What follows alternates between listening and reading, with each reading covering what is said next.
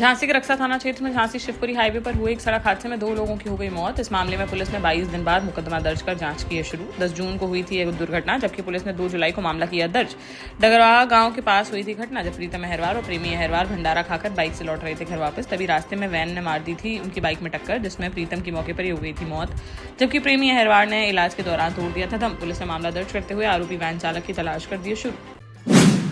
झांसी में मानसून के दस्तक देने के बाद शुक्रवार को हुई झमाझम बारिश। आसमान में छाए घने बादल। सुबह लगभग 9:30 बजे से शुरू हो गई थी बारिश। लगभग 1 घंटे तक बारिश होने से मौसम हो गया सुहाना। वहीं उमस भरी गर्मी से लोगों को मिली राहत। इससे पहले गुरुवार को ग्रामीण इलाकों में हुई थी अच्छी बारिश। उल्दन थाना क्षेत्र के राजगीर गांव में आकाशीय बिजली गिरने से बीती शाम 55 वर्षीय भारत सिंह कुशवाहा की हो गई मौत। मौसम विभाग ने झांसी में ऑरेंज अलर्ट किया है जारी। भारी बारिश और बिजली कड़कने की है संभावना। ललितपुर में शुक्रवार को शिक्षक पात्रता परीक्षा यानी यूपी-टीईटी के दूसरे दिन की पहली पाली की परीक्षा सुबह 9:30 बजे से हुई शुरू। 8 केंद्रों पर आयोजित की गई ये परीक्षा। अभ्यर्थियों को परीक्षा केंद्र में सुबह 8:45 बजे तक दिया गया प्रवेश, जिसके बाद कड़ी चेकिंग के उपरांत ही उन्हें अंदर जाने की मिली अनुमति। श्री वर्णी जैन इंटर कॉलेज स्थित एक परीक्षा केंद्र पर घूंघट में परीक्षा देने पहुंची एक महिला अभ्यर्थी।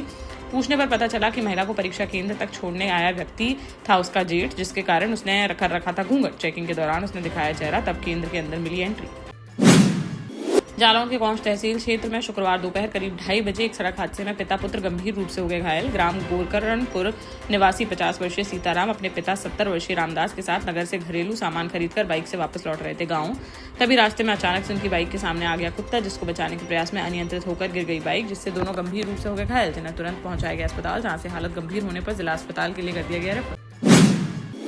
महोबा में राष्ट्रीय लोकदल के जिलाध्यक्ष उमेश त्रिपाठी के नेतृत्व में पार्टी कार्यकर्ताओं ने जिलाधिकारी को सौंपा 5 सूत्रीय ज्ञापन, जिसमें रालोद ने किसानों के लिए खाद की किल्लत, जिला अस्पताल की बदहाली और प्रशासनिक उपेक्षा जैसे उठाए हैं कई प्रमुख मुद्दे। ज्ञापन में किसानों को खरीफ फसल के लिए पर्याप्त खाद उपलब्ध कराने की गई है मांग। इसके अतिरिक्त नवीन मंडी महोबा और चरखारी सहित अन्य केंद्रों पर लगी नाप तौल मशीनों के परीक्षण की भी की गई है मांग, जिससे किसानों को उनकी उपज का मिल सके सही मूल्य। टीकमगढ़ में कांग्रेस ने शुक्रवार को पत्रकार वार्ता का किया आयोजन, जिसमें राम मंदिर चंदा चोरी, नीट परीक्षा में कथित गड़बड़ी और जैन जमीन घोटाले सहित 4 प्रमुख मुद्दों पर भाजपा सरकार पर साधा निशाना। कांग्रेस नेताओं ने इन मामलों में भाजपा पर लगाए गंभीर आरोप। विधायक यादविंद्र सिंह बुंदेला ने आरोप लगाया कि भाजपा ने साजिश के तहत अयोध्या के राम मंदिर पर आरएसएस और विश्व हिंदू परिषद का कर लिया है कब्जा, जबकि संतों की नगरी है अयोध्या। उन्होंने यह भी कहा कि धीरे धीरे देश के सभी प्रमुख मंदिरों पर भाजपा जमा रही है कब्जा। झांसी में मानसून की पहली बारिश ने ही स्मार्ट सिटी के दावों की खोल कर रख दी है पोल। कई गली मोहल्ले और कॉलोनियों में बारिश से भरे गंदे पानी और गंदगी में से निकलने को मजबूर हैं लोग। इस पर कांग्रेसियों ने नगर निगम पर निकम्मा होने और स्मार्ट सिटी के नाम पर भ्रष्टाचार फैलाने का लगाया है आरोप। शुक्रवार को पूर्व केंद्रीय मंत्री प्रदीप जनादित्य के नेतृत्व में हाथ में वाइपर और डस्टबिन लेकर नगर निगम पहुंचे दर्जनों कांग्रेसियों और अफसरों का किया घेराव। चेतावनी देते हुए कहा कि अगर जल्द से जल्द नहीं हुई सफाई व्यवस्था तो कांग्रेस बड़ा आंदोलन करने के लिए होगी बाध्य।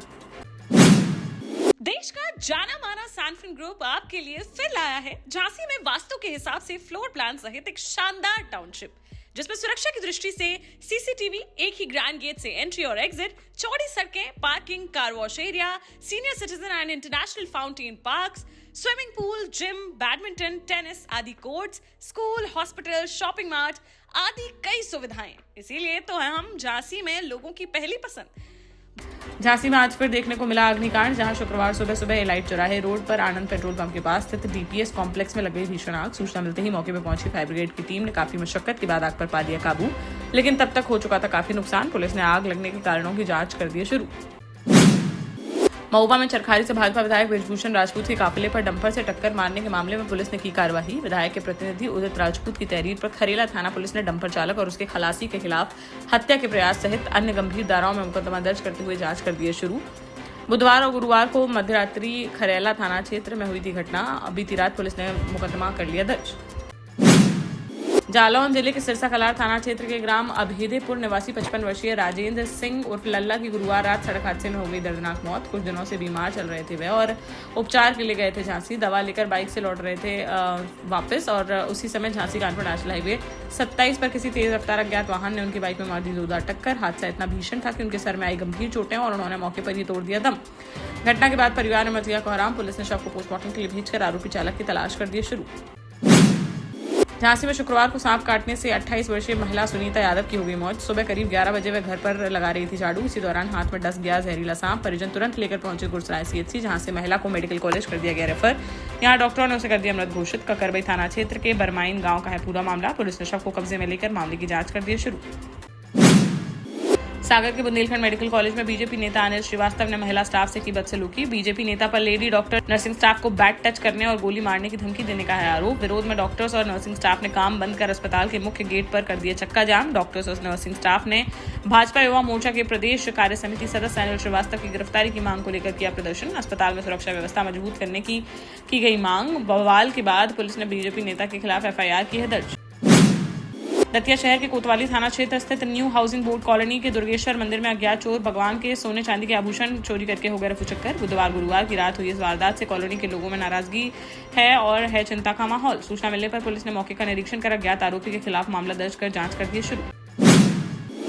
हमीरपुर जनपद के राठ कोतवाली क्षेत्र के बरदा गांव में शुक्रवार को एक किसान की ट्रैक्टर के नीचे दबकर हो गई मौत। जानकारी के अनुसार बरदा गांव निवासी 62 वर्षीय किसान देशपत राजपूत अपने खेत में डाल रहे थे गोबर की खाद। इस दौरान उन्होंने ट्रैक्टर स्टार्ट करके कर दिया था खड़ा और रखने लगे फावड़ा, डलिया और अन्य सामान। इसी दौरान धीरे धीरे आगे बढ़ने लगा ट्रैक्टर।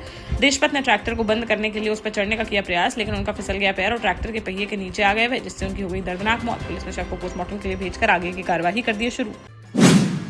जालौन के उरई में पर्स स्नैचिंग के मामले में पुलिस ने 6 आरोपियों को किया है गिरफ्तार। उरई कोतवाली पुलिस और एसओजी सर्विलांस की संयुक्त टीम ने इस घटना का किया खुलासा। पकड़े गए आरोपियों के पास से 16,600 रुपए नकद, 5 मोबाइल फोन और वारदात में प्रयुक्त मोटरसाइकिल की गई बरामद, जिस पर दिया गया है सील। न्यायालय में पेश करते हुए सभी को न्यायिक अभिरक्षा में भेज दिया गया है जेल।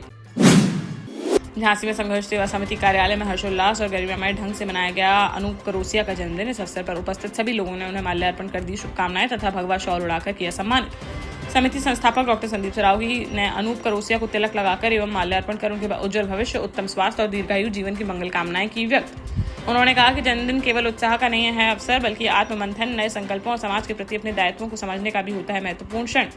इस अवसर पर राज बहादुर, रईश परिहार, शुभम कुमार, मुकेश कुमार, संत प्रकाश वर्मा, विजय चौधरी समेत अन्य गणमान्य लोग रहे मौजूद। 18 साल पहले अपने स्टार्टअप के साथ ही योग्य नेतृत्व, अनुभवी टीम और सक्षम सेंट्रलाइज और उत्तरदायी प्रबंधन के बल पर सबको घर गुणवत्ता के साथ समय पर घर की योजना के तहत सैनफिन समूह ने बहुत ही कम समय में 1500 से ज्यादा यूनिट्स को दिया है कब्जा। समय पर डिलीवरी से हमारे ग्राहकों में बड़ा है विश्वास और मिली है संतुष्टि। सैनफिन समूह ने बहुत कम समय में Sanfin Ashok city, green homes residency, green homes city, Sanfin Ashok valley, Delhi public school, Sanfin शाखा, केन सैनफिन अस्पताल सहित कई अन्य परियोजनाओं के साथ नई झांसी के निर्माण में स्थापित किया है एक बड़ा मुकाम। तो आप भी आज ही आइए अपने परिवार के साथ और कीजिए अपने सपने साकार।